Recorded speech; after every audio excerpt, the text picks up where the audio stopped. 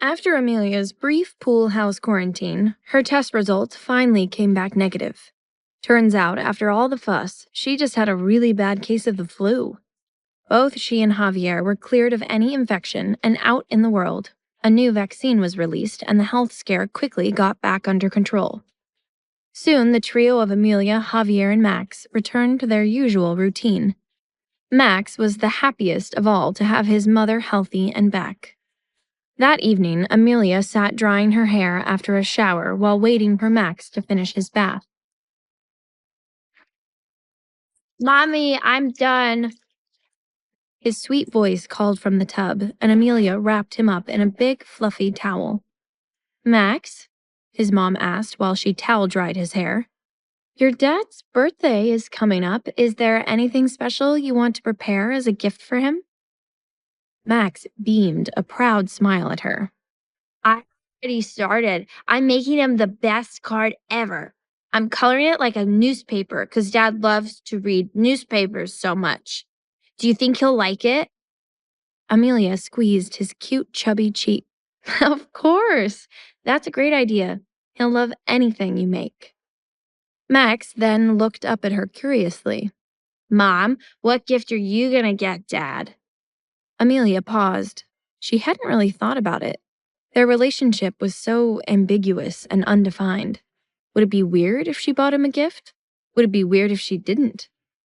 What do you even buy a prince who already owns everything he could possibly want and more? A week later, a big birthday banquet was thrown for Javier in the grand ballroom at the Miami Sunset Hotel. It was a glamorous event with hundreds of attendees. Though it was billed as a celebration, it felt more like a diplomatic mission filled with dignitaries and politicians from all over the globe. It was a tense and formal affair. Everyone meticulously minded their conduct and who they networked with, as if preparing for battle. Even Amelia was there in a professional capacity. She'd been hired by the Foreign Affairs Council to provide real-time translations for Portugal's Minister of Finance. So she dressed practically, in a fitted suit and high heels. By the end of the night, every muscle in her body ached, but she hid it well, remaining poised and focused. Occasionally, throughout the night, her gaze unconsciously wandered over to Javier. As the star of the evening, he sat at the main table, surrounded by other bigwig leaders who talked his ear off about business matters, their faces often reflecting the weight of their positions. From afar, she could only see his profile, but even then, beneath the dazzling lights, he exuded an air of authority and calm detachment. He was a figure who commanded attention. His presence was so captivating that it was hard to look away. Despite his composed demeanor, Amelia couldn't help but worry about him. His cold hadn't fully subsided, and his fever continued to come and go. The demanding evening, coupled with his reluctance to eat while schmoozing, only heightened her concern for him. Once the banquet finally transitioned to the dining portion of the event, Victor whisked Javier away to a private lounge for a brief respite from the crowd. While others dined, Amelia started to prepare a big plate of food from an assortment of dishes. Just then, Faith snuck up behind her and eyed the plate she'd assembled. "Whoa, all that food isn't for you, is it? I've never seen you eat that much red meat." Amelia chuckled and swatted her away. "Go worry about your own food." Faith suspiciously eyed her friend, teasing. "You're making that plate for Javier, aren't you?" She was. Guilty as charged, Amelia stuck her tongue out at her nosy friend and then slipped out unnoticed, carrying the plate upstairs toward the private lounge. Javier's private lounge space was on the second floor, worlds apart from the bustling banquet hall below. Security guards stood outside the room with orders not to let anyone enter and disturb the prince's peace. But Victor knew there was one special guest who Javier would consider an exception to that rule. Amelia cracked open the lounge door, and inside the dimly lit room, she spotted Javier leaning back on the sofa, exhaustion evident on his face. Amelia frowned when she saw him down 2 painkillers with water. His temples had been throbbing all night. When the prince heard a knock on the door, he tensed.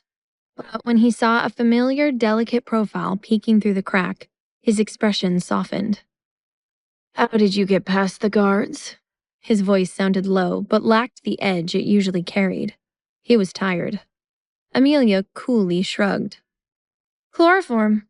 I knocked all your men out." Javier gave a soft chuckle. Ah, what now then? Are you here to have your way with me?" She smiled softly and teased. "Maybe." Then told him the real story. "I ran into Victor outside." She quietly closed the door behind her and entered the dark room.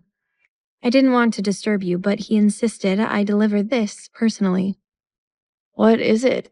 Javier sat up and switched on a small table lamp, and a warm glow filled the room. Amelia stepped closer and placed the plate of food down on the coffee table in front of him. "It didn't look like you'd been eating very much tonight. You should have some before it gets cold." He glanced at the plate, then at her, and a faint smile tugged at his lips. "To what do I owe this special attention?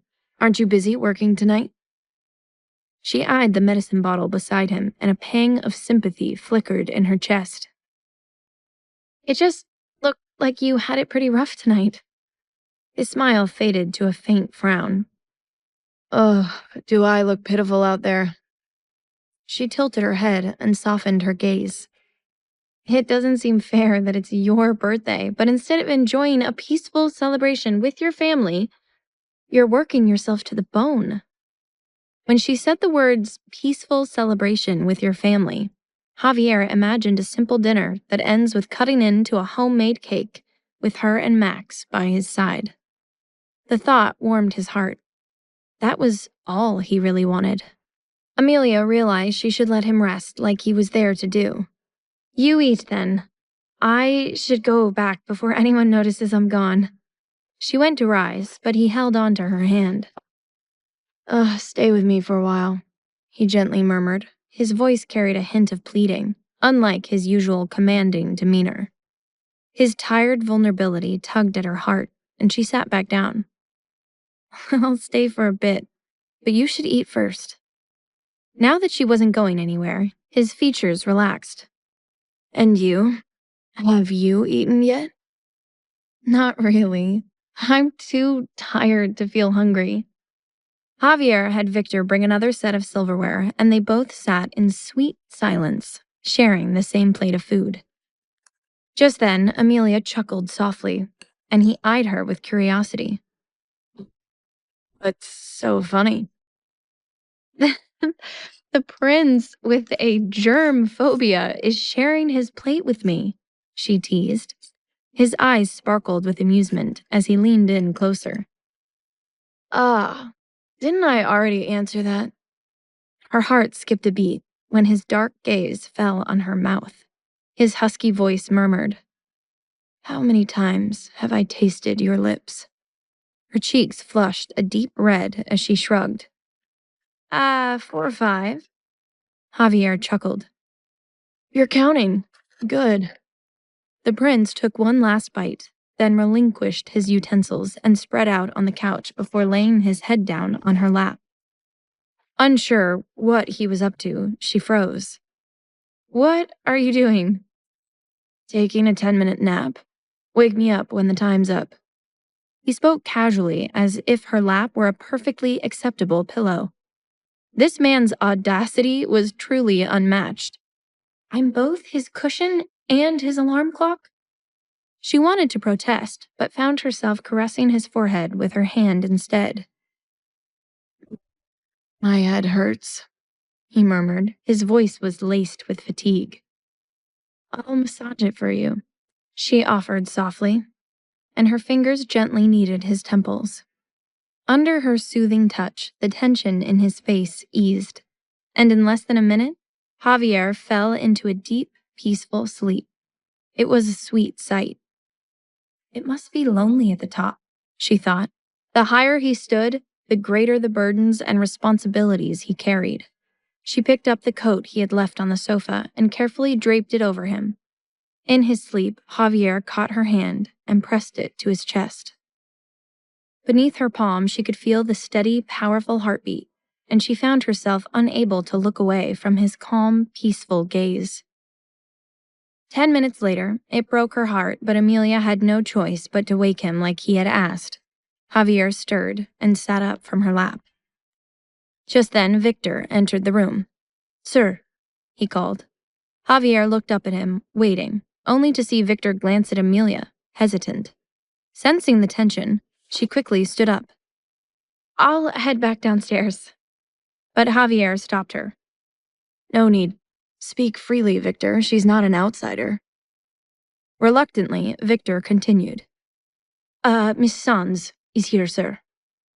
Javier froze for a moment before shooting Victor a sharp glare. Victor immediately felt helpless. Had his boss not insisted he speak freely? Hearing the name Miss Sanz, Amelia quickened her steps toward the door. Javier frowned and called for Amelia to come back, but she pretended not to hear him and kept walking. Victor ran out and stepped in her path. "Miss Rivera, the prince is calling you." "Oh, me?" She feigned ignorance, as if she had only just noticed, and turned back to him. Javier stood up from the sofa, and his eyes locked with hers. "Tomorrow evening, is your schedule free for dinner? I have somewhere important I want to take you. Promise you'll be there?" Amelia nodded yes. "It's a promise then. 7 p.m., don't be late." She had no idea what this important destination could even be, but since tomorrow was his actual birthday, she suspected he wanted her and Max to enjoy the evening at a special restaurant with him. Back downstairs, Amelia returned to work, though her focus often drifted. She followed the Minister of Finance and other high-ranking officials to a side hall and didn't see Javier or Paloma for the remainder of the evening.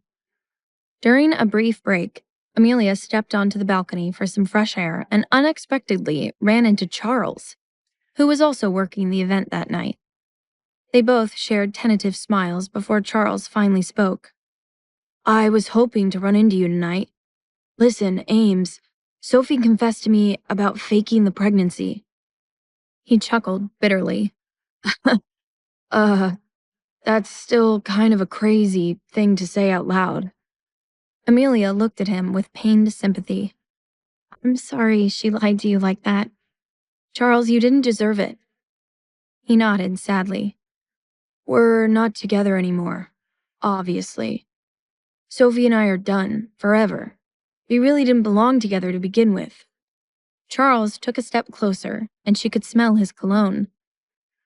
"I wanted to let you know that, and to thank you, Ames. I know you and somehow the prince played a part in making Sophie come clean to me. You literally saved my life there." Amelia gazed up at him. "Of course. You shouldn't have had to go through any of that." Charles reached out and lightly took her hand. "Would it be too presumptuous of me to ask for a slow dance?" To find out what happens next, download the Pocket FM app in the next minute to get free access to all episodes of The Royal Accident for free.